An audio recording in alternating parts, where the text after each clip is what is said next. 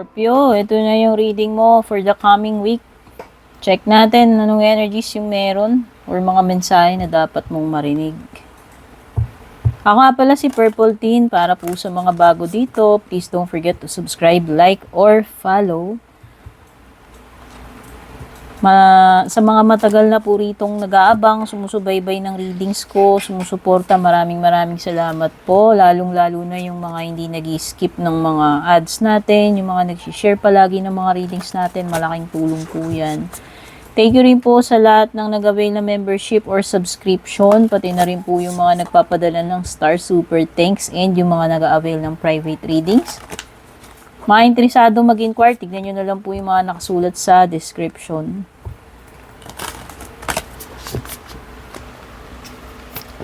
Overall energy mo for this week is full moon in Sagittarius. Look at the bigger picture. And what to expect or the unexpected naman ay you have waxing moon, which is the energy is gaining momentum.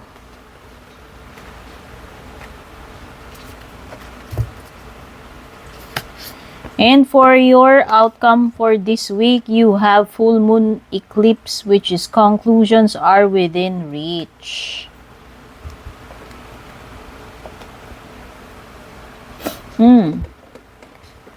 Wow!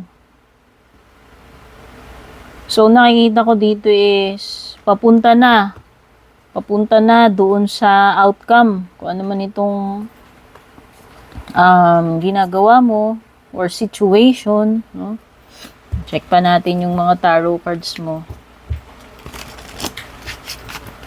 Most likely, malalaman mo na yung resulta this week or mayroon kang something na matatapos. Magkakaroon ng resolution kung ano may mga dapat magkaroon ng excuse me, ako'y nadidighay. Kung ano man yung mga dapat magkaroon ng resolution, ano. First tarot card mo is the Knight of Swords. Second is Justice reversed. Empress upright. Two of Wands reversed. Sa bottom ng deck, we have Eight of Wands upright. So, yung mga signs na napipick up ng cards dito, by the way, may kinalaman man itong mga signs na to or wala dito sa current situation mo or sa paparating, no? Is Sagittarius, meron kang air, Gemini, Libra, Aquarius, meron kang specific sa air is Libra, Taurus or Libra pagdating sa Empress mo, and fire. So, prominent yung Libra and fire signs kasi sila yung marami dito. So, hindi ko po kontrolado kung ano man yung mga energies na masasagap ng cards dito sa reading na to. Hindi ko kontrolado yan kung past, present, or future energies pagdating sa inyo. And pagdating sa mga love reading naman, pwedeng masagap yung energy ni person mo or kung sino man itong mga tao na connected sa'yo or connected sa person mo. By the way, lahat ng readings ko rin dito ay timeless. Kung napanood nyo ay weekly reading, kahit lumampas pa yung mga petsa na binanggit ko, kung meron man, ay hindi naman mag-e-expire tong mga readings na to kasi nga lahat dito ay timeless. So, kung weekly reading yan, kung kailan mo nakita yung reading na yan, pwedeng doon pa lang mag-e-effect yung 7 araw, no? Depende na yan. Case-to-case basis yan. Okay? So, yun na nga, yung pinaka-overall energy mo dito is look at the bigger picture. Siguro you have a tendency, Scorpio, na hindi mo makita yung full potential ng sitwasyon na to or yung mga ibang factors na related dito sa situation. Pwede kasing may mga hindi ka nakikita na side eh. So, i-try mong palawakin yung vision mo or yung pananaw mo pagdating dito sa situation mo this week. Oo. Siguro wag ka lang mag-focus sa isang side. Siguro tingnan mo, kumbaga 360 or full view.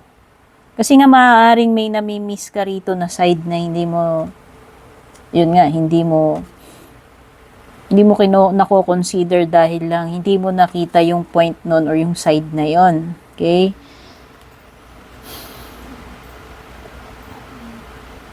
So, ano mo, i-adjust mo yung lenses para makita mo lahat. Okay? Ba kasi meron kang na outlook. So,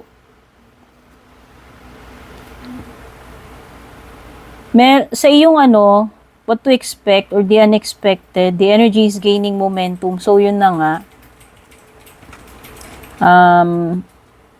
Naggi-gain na ng energy, kung ano man ito. Kumbaga, nag-e-expand na siya ng nag-e-expand or pwedeng bumubulusok na itong situation na to. When we say bumubulusok, ibig sabihin, nagiging mabilis na, no? Oo, nagiging mabilis na yung movement nitong sitwasyon na to. And by the end of this week, or bago matapos yung week, ayan na nga, yung nakita nga natin yung pinaka outcome ng week mo, conclusions are within reach. So, sabi ko nga itong week na to, magkakaalaman na or bago matapos tong week na to. Or, oo. Ayan o.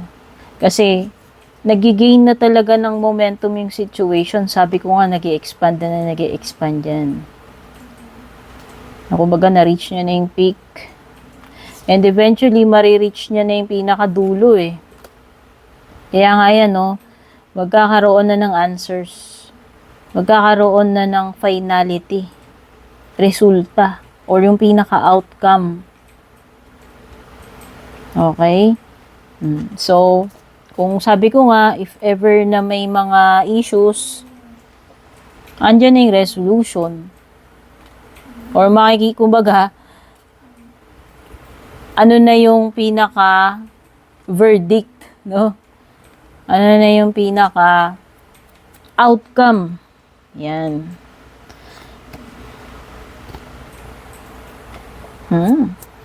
Ayan na nga. Everything is gaining speed. Expanding. You have the Knight of Swords. So, whatever the situation, positive man ito or negative, asahan mo na yan. Sabi ko nga, nagto-throttle na full throttle na. Kumbaga, na-reach niya na yung kanyang peak.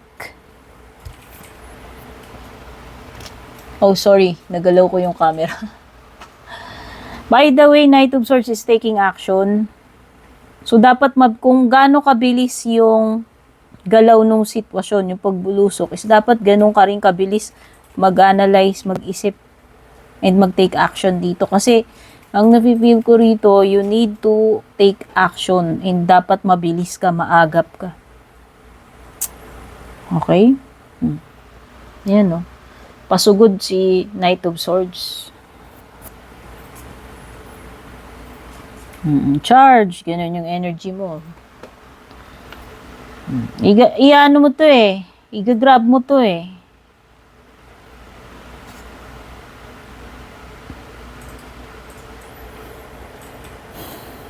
Kumbaga, deal with this issue as soon as possible, kung issue yan o whatever.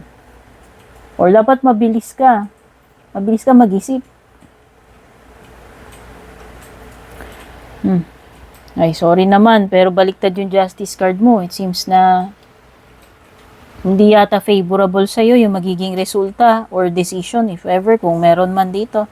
May pagiging bias dito, maaaring ikaw yung talo dito, argabyado, o sabi ko nga, unfair treatment or unfair na judgment or decision. Oo, kasi nga, meron ditong something na hindi nakikita yung ibang parts or yung side. Yung binabanggit ko kanina, look at the bigger picture.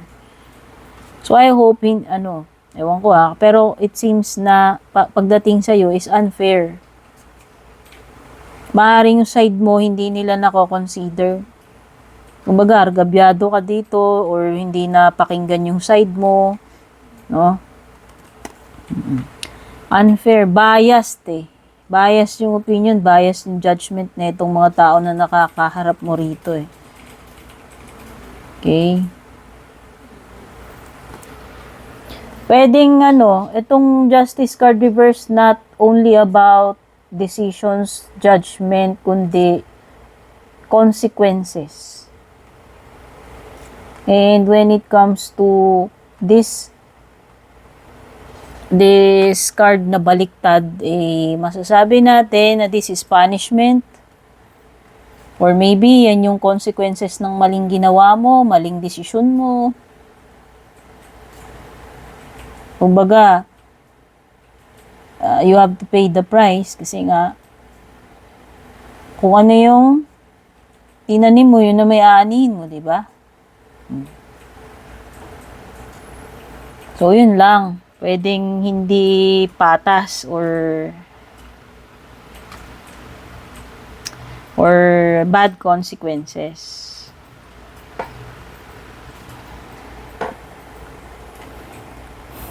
When it comes to the Empress card, nakatayo naman siya. Okay. This is a card ng this is a period ng pagiging fertile, abundant. So, meron ditong something na, kumbaga, blooming o kasagsagan. Kasi nakikita ko dito na this is a very productive week para sa'yo, kung ako tatanungin. So, marami kang magagawa, accomplish, or marami kang aanihin kasi, pwedeng itong Empress na ito is harvest time. Okay, so ito na yung maaaring harvest time ng mga pinagsipagan mo. Pwede rin naman. This could also indicate taking care of yourself, Scorpio. Self-care. Baka kailangan mo yan this week. Or maybe may mga matters related sa motherhood or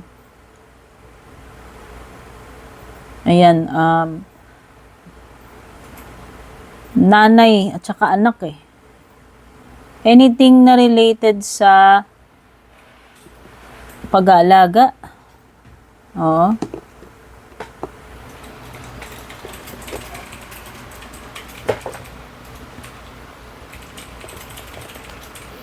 Maybe this is taking care of your child or you taking care of your mother or your mother thinking of you. Basta may something about mother. By the way, malapit na nga palang Mother's Day. So baka merong something about mothers and Mother's Day since ito ay nalalapit na. So may mga ganun. Baka naman this is just going out, celebrate ninyo yan, or maybe may regalo ka for your mother or yung anak mo kung may anak ka na, mga ganun. This is taking care, your loved ones taking care of you or you taking care of your child or children, no? So, yung mga bagay na related doon. Fertility, abundance, yes. Also related to the Empress. Mother figure, if not biological mother, pwede rin naman, why not? Kung sino man tong person na to, could be Taurus, Libra, magaling siya pagdating sa bahay, very artistic, very caring, pagka-glamorous ang dating niya. As a woman who is successful, kumpleto buhay niya eh. Kapag family siya, nakapag-anak siya, maaaring maganda rin siya. So, kumbaga, this is a person na pwedeng role model mo or mentor mo Sabi ko nga, pwedeng hindi mo naman siya kadugo. Pero mother figure ba ang dating? Okay? Oo. Someone na pwedeng inahangaan mo, you respect, and you value her, yung opinion, yung mga ganun. Someone na pwedeng mag-guide sa'yo.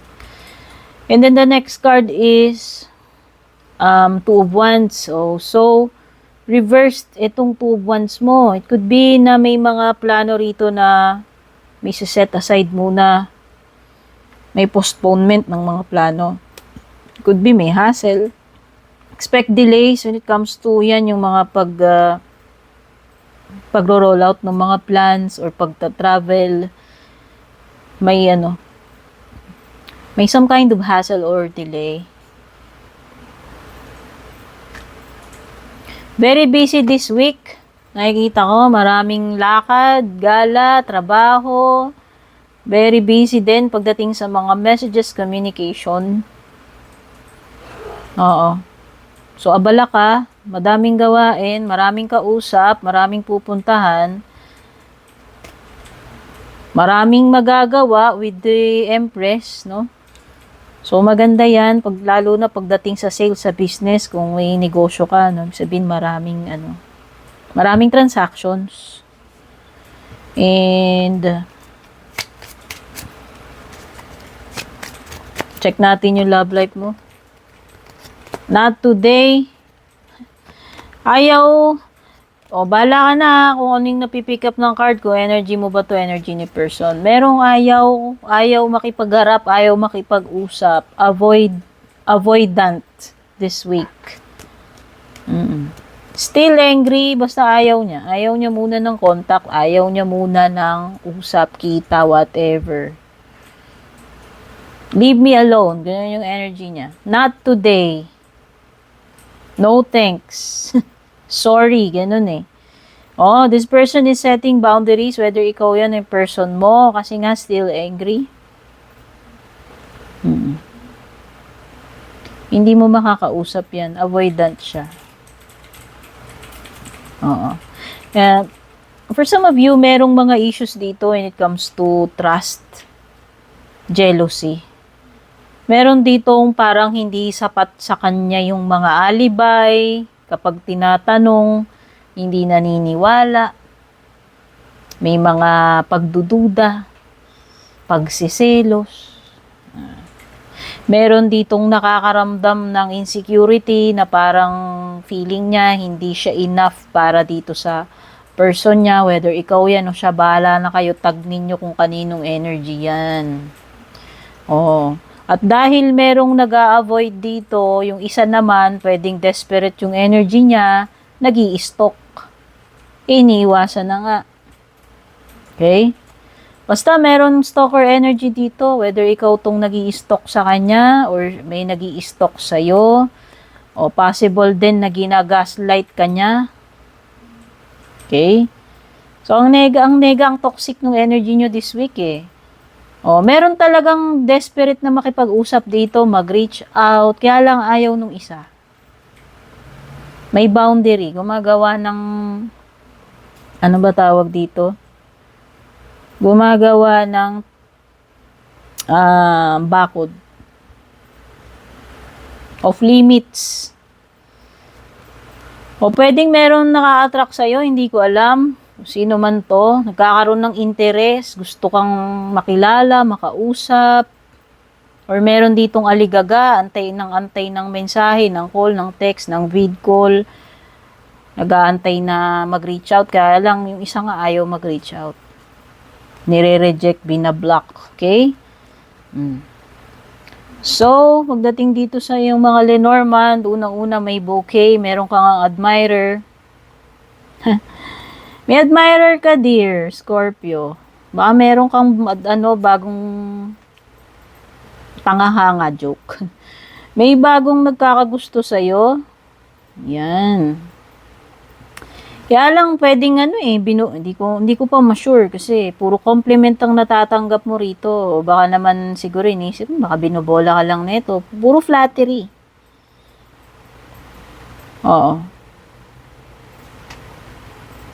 Or pwede kang may marireceive like bouquet, no? O baka mother ka, no Mother's Day, may marireceive ka regalo sa mga anak mo. Basta, related man to sa Mother's Day or not, meron kang matatanggap na regalo. Or something, kung hindi man yan gift, a blessing na magpapasaya sa'yo kung ano man ito. Material man ito or hindi. So, ang ganda, stable this week pagdating sa finances, sa business, ang ganda ng flow ng pera. Everything is stable when it comes to material, financial. So, wala kang iintindihin dyan. Pagdating din sa work, okay, wala naman ako nakikitang problem dito. O, meron talagang pagta-travel, may stork ka dito. Ang daming galaw. Back and forth, may mga pupuntahan ka. Dami mong aatenan, ayan May mga events. Yung iba dito work-related, yung iba dito hindi. Social gatherings yung iba. So whether this is weddings, reunion, so hindi ko alam kung yun ba yung field ng iyong, ito ba yung profession mo, sa catering ka ba, or wedding planner, or basta events.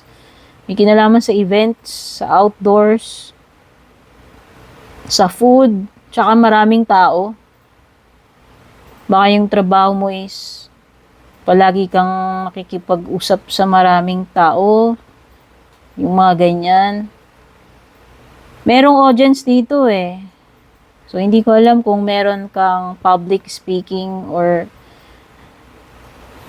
performance, which is marami kang audience. Baka na-imbitahan ka na gumawa ng speech. Ano ba to? Hindi ko alam. Basta parang maraming tao Wow! O yung iba dito, meron kayong new beginnings. Expect changes din. Yun na nga yung changes na sinasabi ko. Ito, meron something na delay pagdating sa 2 of Wands. So, yun na nga, may mga pagbabago talaga na hindi inaasahan. Wow, meron kang success, victory, happiness. Dalawa na yung card mo ng happiness dito. Mukhang may mga magpapasaya sa'yo this week. For sure, matatapos mo yung mga dapat mong tapusin. Merong achievement, may success. At saka positive outcome sa gagawin. Ayan na nga, yung conclusions are within reach. Okay, sabi ko nga sa iyo yung outcome nito, maaring positive or negative. And nakita ko na yung confirmation sa Sun card na mukhang positive naman yung kahihinatnan. Yung ending or yung pinaka-outcome ng situation or issue dito. Okay, Sun card is a yes card kung meron kang katanungan. Or kung nag-aantay ka ng kumpirmasyon. Merong something na mabibigyan na siguro ng solusyon or answer. Okay, so ito yung mga na-pick up kong energies dito sa iyong reading. Don't forget to leave a like, comment below. Pa-share na rin itong ating reading. Malaking tulong po yan. Take care. God bless. Babush. And kung balak nyo pong mag-book or mag-inquire ng personal readings ko, basahin nyo lamang po itong nakasulat sa screen or yung nakalagay sa description.